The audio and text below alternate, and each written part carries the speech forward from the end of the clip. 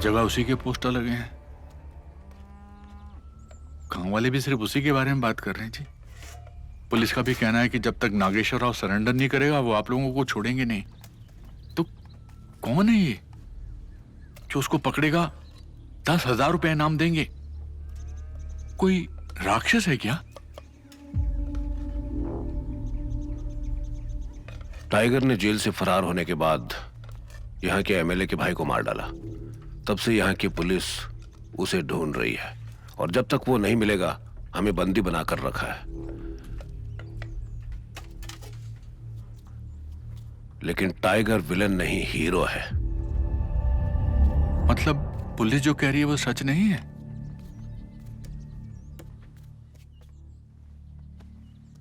हम जहां पले बढ़े उस जंगल को हमसे छीन लिया गया और झूठी तरक्की के वादे करके यहां लाके पटक दिया। हमसे कहा यहाँ खेती बाड़ी करके तुम चैन की जिंदगी जियो, पर यहाँ की जमीन ही बंजर थी।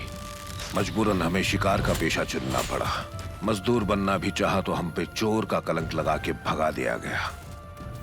इस दुनिया में अगर कुछ सच है तो सिर्फ भूख है।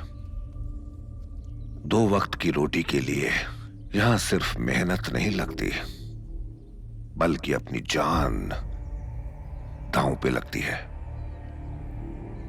इतनी नाइंसाफी देखकर टाइगर का खून खौल गया।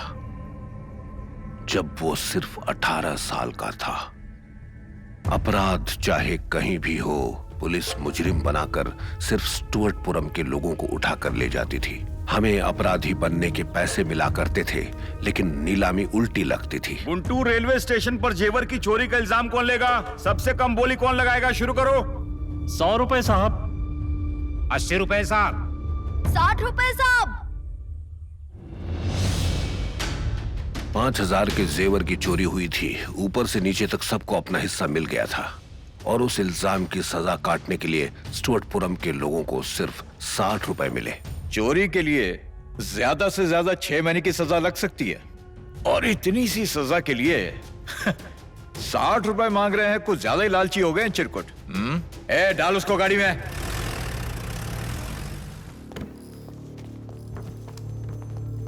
सर, गुंटूर रेलवे स्टेशन का जो चोर पकड़ा गया वो कहां है? यही है सर। वो जेवर 5,000 के थे। सर जाने दीजिए सर। सर छोटा बच्चा सर। तो बता कहां से पाए? कहां है? मैंने कुछ नहीं किया, मैं स्टुअर्टपुरम से हूँ। इल्जाम सिर पर लेने के मुझे 60 रुपए मिले। ये क्या कह रहा है? तुम झूठ बुलवाते हो? नहीं सर, सर ये झूठ बोल रहा है। ये बच्चा सच बोल रहा है। ये स्टुअर्टपुरम पुलिस थाना ऐसा ही है सर। असली चोर से मोटी रकम लेके उन्हें आजाद छोड़ देते हैं और स्टुअर्टपुरम से किसी को फंसा कर बोल देते हैं कि चुराया माल पकड़ा नहीं गया। तुम्हारी नौकरी गई। सर मेरी बात सुनिए सर। सर लोगों ने यहाँ कानून को खेल बनाकर रखा हुआ है। हाँ? 1000 आप रख लेना। क्या बोला तूने? हाँ, मुझे कुछ को समझा है? तेरी वर्दी गई। 2000 ले लीजिए। शाम तक पहुंचा देना। सर तेरी वजह से 7000 का नुकसान हो गया। अपना मुंह बंद नहीं कर सकता था।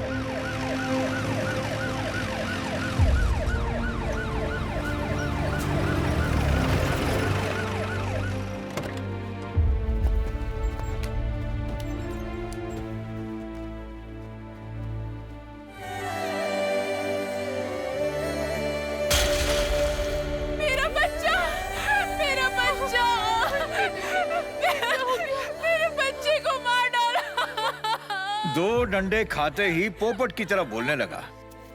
बच्चों को गधे का दूध पिलाना बंद कर दिया है क्या? पिलाओ वरना जल्दी दम तोड़ देंगे। ये जाते जाते डीएसपी साहब को स्टुअर्टपुरम की सच्चाई बता के गया है। सजा के तौर पे अब सारे केस को तुम्हारे सर पे थोपने का आदेश है। हाँ, और इस बार बूढ़े बीमार या कमजोर लोग नहीं, बल्कि हट्टे कट्टे लौंडे लेकर जाऊंगा। जैसे कि वो जो पीछे खड़ा है ना, हाँ वही। उसको पकड़ के लाओ। ये भी वो पीछे खड़ा है, पकड़ के लाओ। बात कर रहे हैं।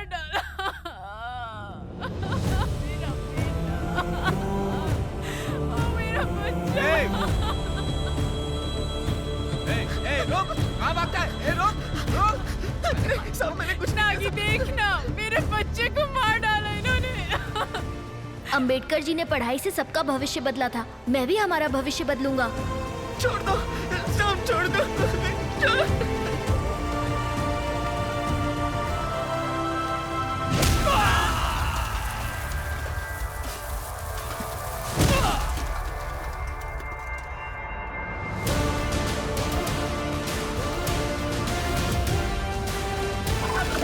जैसे सूरज की वो पहली किरण एक नई उम्मीद सी लाती है, वैसे ही स्टुअर्ट पुरम ने उस दिन वापस सांस ली। उस दिन हमने फिर से जीना सीखा और उस उम्मीद की किरण का नाम था नागेश्वर राव। आज नीलामी का खेल मैं तेरे साथ खेलूंगा। चल खेलते हैं। स्टुअर्ट पुरम के पुलिस वालों को मार मार कर किसी ने जख्मी किया। ए नागी, पागल हो गया है? पुलिस पे हाथ उठाएगा? बोली लगाना शुरू करो। मेरी 300 की बोली। मेरी 350 की। ए, हाथ पैर तोड़ दो।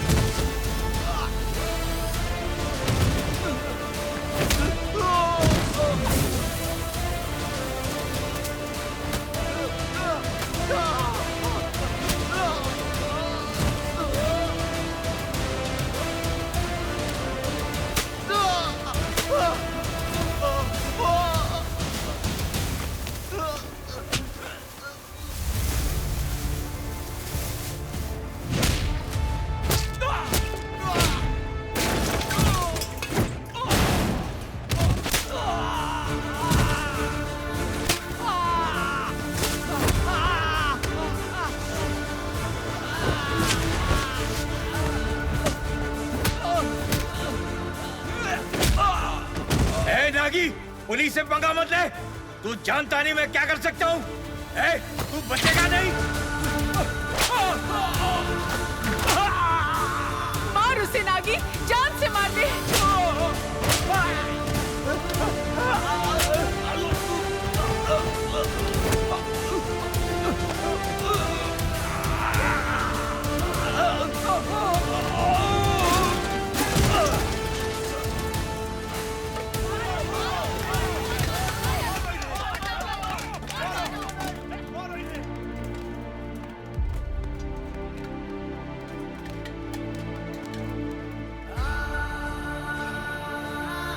आज के बाद स्टुअर्ट पुरम में कभी जिंदगी की बोली नहीं लगेगी। उस दिन से नागेश्वर राव ने स्टुअर्ट पुरम के हर एक बच्चे को पढ़ाने की ठान ली।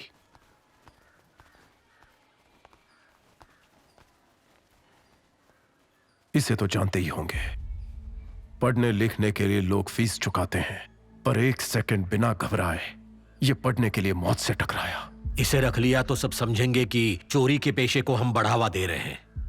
आप ये भी तो कह सकते हैं कि आप एक चोर की औलाद को शराफत से जीना सिखा रहे हैं। हम जन्म से पेशेवर चोर नहीं, हालात ने हमें चोर बनाया है। अब हालात से लड़के बदलना चाहते हैं। इनसे ये मौका मत छीनिए।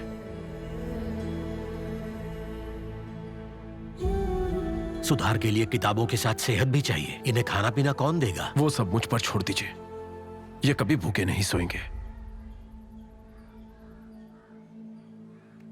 कल से तुम्हें स्कूल आने से कोई नहीं रोकेगा।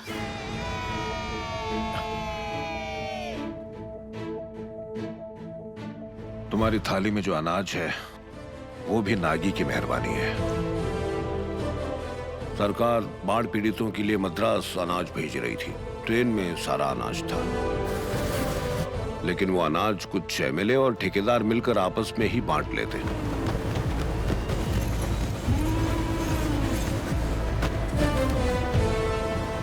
उससे पहले नागी ने अपनी जान पर खेलकर उसे चुरा लिया और उसे गांव और बाढ़ पीड़ितों में बांट दिया, जिससे आज तक सब पेट भर रहे हैं।